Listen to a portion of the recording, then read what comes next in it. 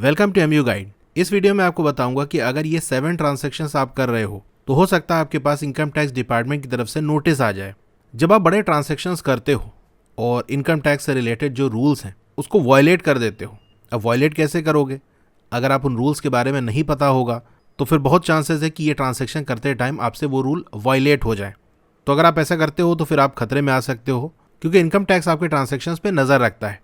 कहीं भी आपने गलती की, कोई रूल को वायलेट किया तो उस केस में आपके पास नोटिस आ सकता है। ये 7 ट्रांजैक्शंस कौन से हैं उनके बारे में हम चलिए बात कर लेते हैं। तो पहला पॉइंट हमारा है spending more than 2 lakh on credit card. अगर आपके पास क्रेडिट कार्ड है, उसे यूज़ करते हो और एक साल में 2 लाख से ज़्यादा स्पेंड कर देते हो तो उस केस में आप इनकम टैक्स डिपार्टमेंट की नज़र में आ जाओगे।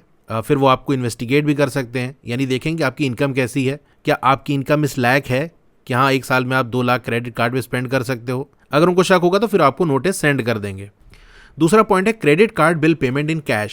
अगर आप क्रेडिट कार्ड बिल का पेमेंट कैश में कर रहे हो 1 लाख से ज़्यादा तो फिर इस केस में भी आईटी डिपार्टमेंट इन्वेस्टिगेट कर सकता है आपके इस ट्रांजैक्शन को और शक होने पर आपको नोटिस भेज सकते हैं। साथ में आपके ऊपर फाइन या पेनाल्टी भी लगाई जा सकती है। थर्ड पॉइंट आता है spending more than 2 lakh on foreign travel. अगर आपने कहीं फॉरेन ट्रेवल किया और एक साल के अंदर 2 लाख से ज़्यादा स्पेंड कर दिया उसमें, तो फिर ये जो इन्फॉर्मेशन है वो इनकम टैक्स डिपार्टमेंट के पास पहुंच जाती है कि आपने ऐसा ऐसा खर्च किया है, तो इस केस में भी आपके पास नोटिस आ सकती है। फिर फोर्थ पॉइंट है investment of more than 10 lakh in shares and mutual funds. अगर आप एक साल के अंदर 10 लाख इन्वेस्टमेंट करते हो शेयर्स में, म्यूचुअल फंड में या दोनों को मिला के टोटल आपका जो इन्वेस्टमेंट है वो 10 लाख को क्रॉस कर जाता है, तो उस केस में भी आपके पास नोटिस आ सकती है।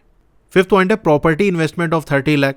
कोई प्रॉपर्टी आपने खरीदी जिसकी वैल्यू 30 लाख से ज़्यादा है तो ये इन्फॉर्मेशन भी ऑटोमेटिकली इनकम टैक्स डिपार्टमेंट तक पहुंच जाती है। फिर 6th पॉइंट की अगर हम बात कर ले तो cash deposit of more than 10 lakh. देखो अगर बैंक टू बैंक ट्रांजैक्शन करते हो तो उस समय तो होता है कि हाँ भाई कहाँ से पैसा आ रहा है, कहाँ जा रहा है। कैश के केस में ये पैसा कहाँ से आया ये थोड़ा सस्पिशियस हो जाता है। अगर आप 10 लाख से ज़्यादा कैश डिपॉजिट कर रहे हो तो ऐसे केस में ज़्यादातर देखा गया है कि नोटिस आ जाता है कि भाई ये 10 लाख आपके पास या उससे ज़्यादा जो अमाउंट है वो कहाँ से आया। 7th पॉइंट आपका जो बिजनेस ट्रांजैक्शन है वो अगर कैश में हो रहा है तो उस केस में भी नोटिस आता है। यानी कोई बिजनेस ट्रांजैक्शन है जो कि कैश में किया जा रहा है जिसका अमाउंट 50,000 से ज़्यादा है, तो कैश वाले केस के अंदर ये चांसेस ज़्यादा होती है कि नोटिस आ जाए कि ये कैश आपके पास कहाँ से आया। तो ये 7 पॉइंट्स हैं, आपको कोई भी ट्रांजैक्शन करते समय इनका ध्यान रखना है और इससे रिलेटेड जो रूल्स एंड रेगुलेशंस हैं वो आपको मालूम होने चाहिए ताकि कोई भी रूल वायलेट ना होने पाए। तो आपको वीडियो कैसी लगी कमेंट करके ज़रूर बताइए। अच्छी लगी हो तो लाइक करिए और अगर आप चैनल पर नए हैं तो सब्सक्राइब ज़रूर करिए। Thank you.